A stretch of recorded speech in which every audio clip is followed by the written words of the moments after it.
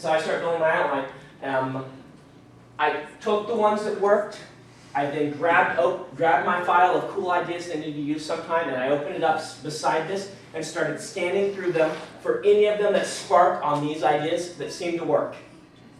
Scanning, scanning, scanning. Hey, look at this, Ferrochemy, this, which wasn't named that then. This other magic system sparks on the magic system I've been planning and saying, wow, these really actually work, have a similar mechanic.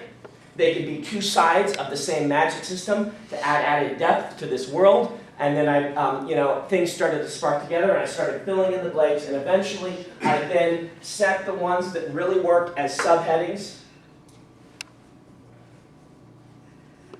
underneath each of these things.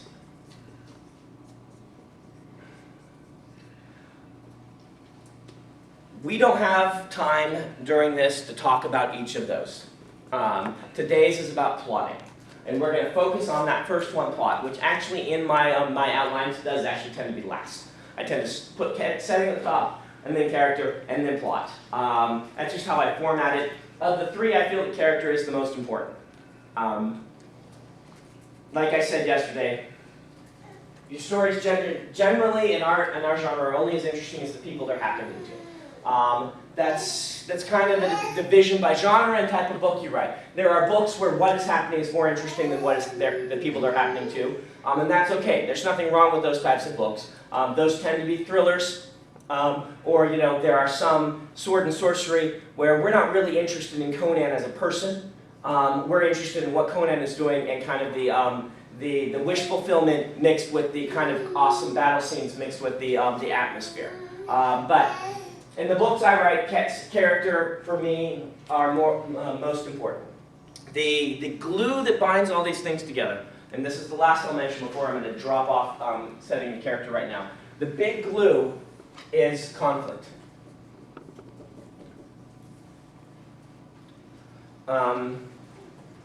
Looking for sources of conflict is what an author does, particularly in the planning stages. Most of the ideas that spark are not just, oh, that would be cool, because it just for coolness sake. They spark because I say, that is an interesting conflict. That is an interesting struggle. And if you remember that original story I said of, the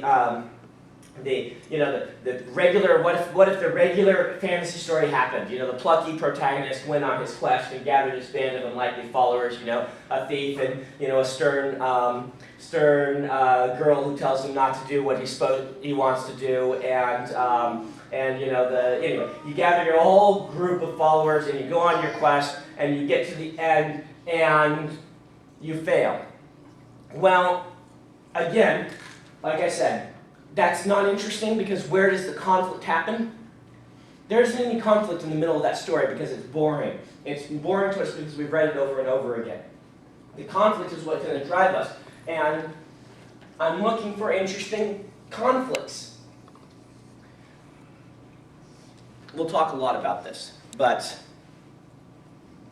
usually with character hooks, I'm looking for some interesting struggle that the character has. Something that is different, something that is new. Something I've talked about before, that is just a guiding force for me in writing my books, particularly in this genre, is that I try to blend the familiar and the strange. This is a writing concept. I've heard it called the familiar and the strange. If you want to read a great essay on it by a screenwriter, Terry Rossio calls it the strange attractor.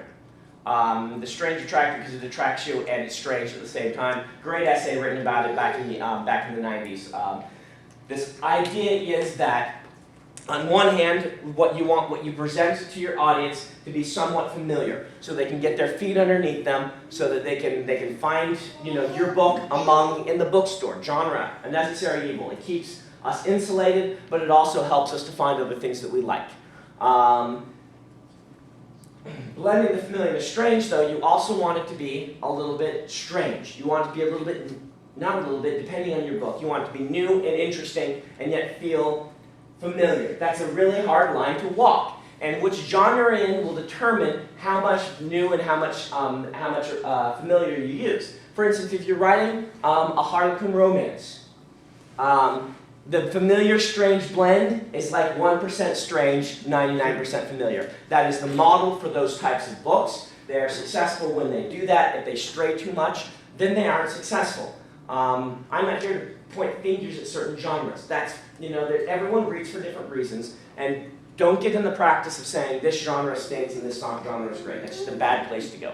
But in our genre, I would say that fantasy, in the past, a lot of the fantasies felt like 25% strange, 75% familiar. And that blend wasn't working for me as a reader in the late 90s, early 2000s. And there are a number of high-profile failed books during that era, because I think what happened is, we wanted a lot of familiar after Tolkien got big in epic fantasy. Tolkien got big and then had the audacity to die without writing any more books. And an entire genre was founded based on the idea of what Tolkien did.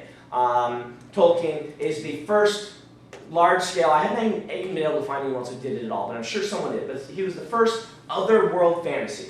Everything before him that I can find it either takes place in our world during the deep past, or people from our world transition to a fantasy world. He was the first, what some people will call high fantasy, but he created this whole big explosive genre, which then in the 70s we had Ace pop up, and then Del Rey pop up, and then Tor pop up as essentially fantasy genre publishers, which hadn't existed before then. And for a long time, we were just trying to say, we want to figure out what Tolkien did. What did Tolkien did? Let's see if we can do it again. We got Sword of Shannara, which is kind of the young adult version of Tolkien. Replaced Frodo and Bilbo with a young protagonist who kind of followed the monomyth a little bit more. I don't think any of that was intentional, but that's what it turned into, was the YA Tolkien, which was a wonderful thing to release. We had Donaldson come in, who was like the Tolkien for the deeply philosophical.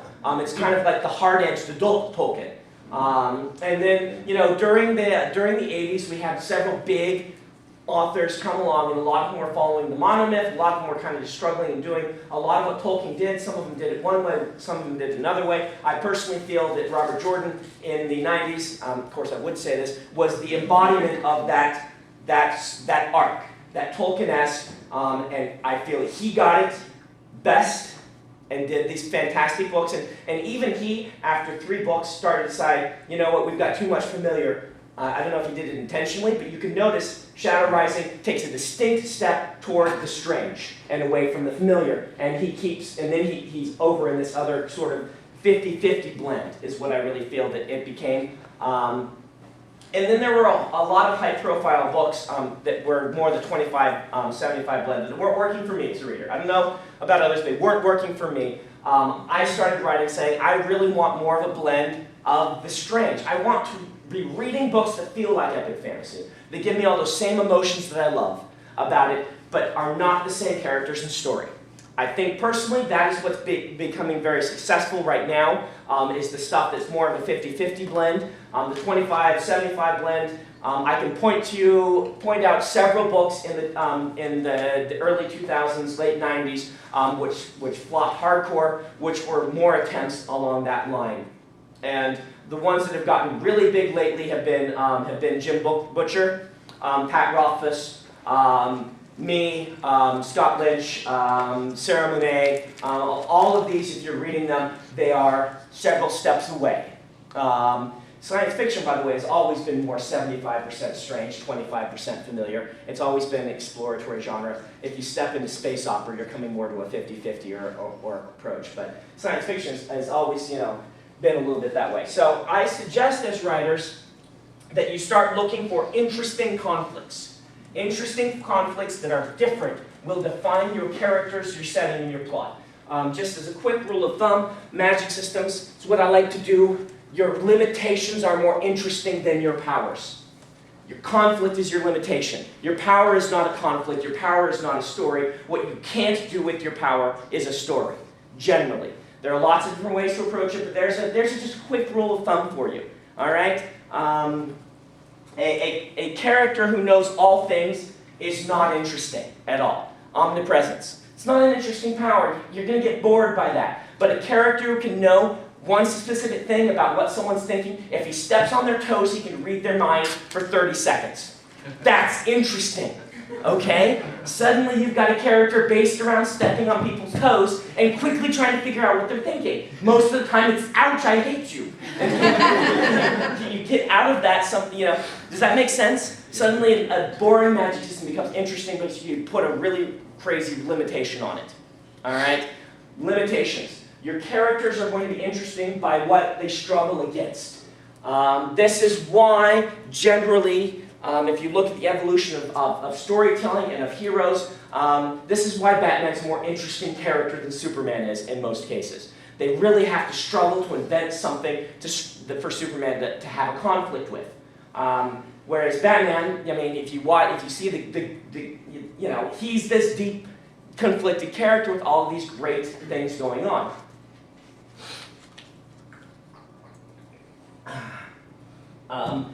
There's a bad guy who's going to destroy the world. That's an interesting conflict, a little bit. I have to pretend to be a bad guy so that the bad guy who is looking like the good guy who became a bad guy, no one knows that he was a bad guy, so that therefore he can be held up to protect the city, and I can take all of his sins upon myself, is not only a Christ metaphor, which speaks to the monomyth, but is also a fascinating conflict for a character.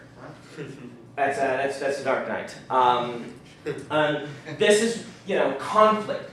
What is going wrong? What is someone struggling against? We're going to do the same thing generally in plot, is what I suggest to you, is be looking for interesting conflicts. Now, with me, what I tend to do, a lot of people talk about this, and it is kind of true. Plot is the hardest place to deviate, and the place where, it's most difficult and perhaps not advised to deviate. When you are creating your settings as science fiction and fantasy writers, I would suggest that your setting, you push yourself toward the strange. You push yourself, that's the one where you can go the furthest, if that makes sense. Where you can have that, you can be the most wild, the most innovative, the most imaginative. Characters, you want to be identifiable. So be careful about pushing too many of your characters into something unidentifiable. But when I say strange, I don't mean weird. I just mean unexpected. And so when you're creating your characters, giving them unexpected conflicts is what I'm talking about. All right? So for instance, I'm always looking for interesting types of conflicts and characters to stick into a fantasy novel. One of the reasons I wrote The Way of Kings was because I wanted to tell a story about a surgeon who was a man of science, the embryo of a person of science, in an era of industrial revolution just starting to begin. The surgeon in a fantasy world is an interesting conflict to me, where most people are believing still in kind of in superstition and things like this, and someone is telling them, oh, if you take this water that I harvested from this special place and pour it on your head and spin around 3 times, then your disease will go away. Where he's saying, I've got to cut a hole in your stomach and cut off a piece of you. And they're saying, I'm going to go with him. That conflict is interesting to me. It was also, that conflict, the book starts with him being recruited he's actually in the war. He's recruited into the war. A surgeon who has to fight in a war is an interesting conflict.